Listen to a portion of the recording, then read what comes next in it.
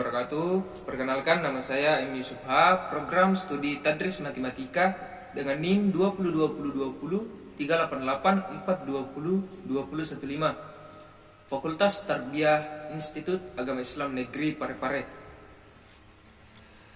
Baik, di sini saya akan menjelaskan materi tentang strategi quantum learning. Saya akan memaparkan dua submateri saja, yaitu yang pertama prinsip dasar mode pembelajaran kuantum, dan yang kedua kerangka perencanaan model pembelajaran kuantum. Prinsip dasar mode pembelajaran kuantum. Ada beberapa prinsip dasar mode pembelajaran kuantum. 1. Bawalah dunia mereka, yaitu siswa, ke dalam dunia kita, yaitu guru, dan antarkan dunia kita ke dalam dunia mereka. Kemudian yang kedua, proses pembelajaran bagaikan orkestra simfoni, yaitu secara spesifik dapat dijabarkan sebagai berikut. Yang pertama, segalanya dari lingkungan. Hal ini mengandung arti baik lingkungan kelas atau sekolah, sampai bahasa tubuh guru. Dari lembar kerja atau kertas kerja yang dibagikan anak sampai rencana pelaksanaan pembelajaran, semuanya mencerminkan pembelajaran. Yang kedua yaitu segalanya bertujuan, yang artinya semua yang terjadi dalam proses pembelajaran semuanya mempunyai tujuan. Selanjutnya yaitu pengalaman mendahului pemberian nama. Artinya pembelajaran yang baik adalah jika siswa telah memperoleh informasi terlebih dahulu apa yang akan dipelajari sebelum memperoleh nama untuk apa yang mereka pelajari. Ini dilihat bahwa otak akan berkembang pesat jika adanya rangsangan yang kompleks. Selanjutnya akan menggerakkan rasa keingintahuan. Yang keempat yaitu akuilah setiap usaha. Dalam proses pembelajaran siswa seharusnya dihargai dan diakui setiap usahanya, walaupun salah. Karena belajar diartikan sebagai usaha yang mengandung risiko untuk keluar dari kenyamanan, untuk membongkar pengetahuan sebelumnya. Dan yang terakhir, jika layak dipelajari, maka layak pula dirayakan. Segala sesuatu yang telah dipelajari oleh siswa sudah pasti layak pula dirayakan keberhasilannya. Kemudian yang ketiga yaitu pembelajaran harus berdampak bagi terbentuknya keunggulan. Ada 8 kunci keunggulan dalam pembelajaran kuantum. Yang pertama, terapkan hidup dalam integritas. Dalam pembelajaran sebagai bersikap apa adanya, tulus dan menyeluruh, sehingga akan meningkatkan motivasi belajar. Kedua, akuilah kegagalan dapat membawa kesuksesan. Jika mengalami kegagalan, janganlah membuat cemas secara terus-menerus, tetapi memberikan informasi kepada kita untuk belajar lebih lanjut. Yang ketiga yaitu berbicaralah dengan niat baik. Dalam pembelajaran hendaknya dikembangkan keterampilan berbicara dalam arti positif dan bertanggung jawab atas komunikasi yang jujur dan langsung.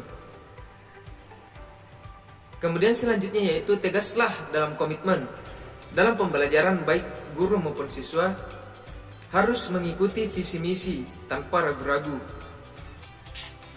Kemudian yang kelima, jadilah pemilik yang mengandung arti bahwa siswa dan guru memiliki rasa tanggung jawab, sehingga terjadi pembelajaran yang bermakna dan bermutu. Kemudian selanjutnya, tetaplah lentur. Seorang guru terutama harus pandai-pandai mengubah lingkungan dan suasana bila mana diperlukan. Dan yang terakhir, pertahankan keseimbangan dalam pembelajaran. Pertahankan jiwa, tubuh, emosi, dan semangat dalam satu kesatuan dan kesejajaran agar proses dan hasil pembelajaran efektif dan optimal. Kemudian submateri yang kedua yaitu kerangka perencanaan model pembelajaran kuantum. Kerangka perencanaan pembelajaran kuantum dikenal dengan singkatan TANDUR, yaitu 1. Tumbuhkan. Konsep tumbuhkan ini sebagai konsep operasional dari prinsip bawalah dunia mereka ke dunia kita. Secara umum, konsep tumbuhkan adalah sertakan dari mereka, pikat mereka, puaskan keingintahuan mereka, buatlah siswa tertarik atau penasaran tentang materi yang akan diajarkan.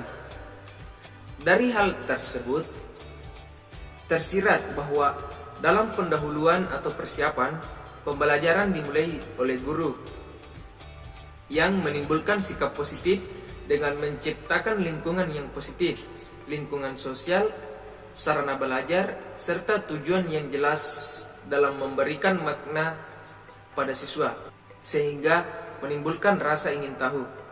Berikut pertanyaan-pertanyaan yang dapat dipakai sebagai acuan guru. Hal apa yang siswa pahami? Apa yang siswa setujui? Apakah manfaat dan makna materi tersebut bagi siswa? Pada bagian apa siswa tertarik? Strategi untuk melaksanakan tumbuhan tidak harus dengan tanya jawab, menuliskan tujuan pembelajaran di papan tulis, melainkan dapat pula dengan penyajian gambar atau media yang menarik dan lucu, atau cerita pendek tentang pengalaman seseorang. Kemudian alami. Tahap ini, jika kita tulis pada rencana pelaksanaan pembelajaran, terdapat pada kegiatan inti. Konsep alami mengandung pengertian bahwa dalam pembelajaran, guru harus memberi pengalaman dan manfaat terhadap pengetahuan yang dibangun siswa sehingga menimbulkan hasrat alami otak untuk menjelajah. Pertanyaan yang memandu guru pada konsep alami adalah, cara apa yang terbaik agar siswa memahami informasi? Permainan atau keinginan apa yang memanfaatkan pengetahuan yang sudah mereka miliki? Permainan dan kegiatan apa yang memfasilitasi siswa? Strategi konsep alami dapat menggunakan jembatan keledai, permainan atau simulasi dengan memberi tugas secara individu atau kelompok untuk mengaktifkan pengetahuan yang telah dimiliki. Kemudian yang ketiga yaitu namai. Konsep ini berada pada kegiatan inti. Yang namai mengandung maksud bahwa penamaan memuaskan hasrat alami otak, membuat siswa penasaran, penuh pertanyaan mengenai pengalaman, untuk memberikan identitas, menguatkan dan mendefinisikan. Penamaan dalam hal ini adalah mengajarkan konsep melatih keterampilan berpikir dan strategi belajar. Pertanyaan yang dapat memandu guru dalam memahami konsep namai yaitu perbedaan apa yang perlu dibuat dalam belajar. Apa yang harus guru tambahkan pada pengertian siswa? Alat berpikir apa yang digunakan untuk siswa ketahui atau siswa gunakan? Strategi implementasi konsep namai dapat menggunakan gambar atau susunan gambar, warna, alat bantu, kertas tulis, dan poster di dinding atau yang lainnya. Yang keempat yaitu demonstrasikan. Tahap ini masih pada kegiatan ini.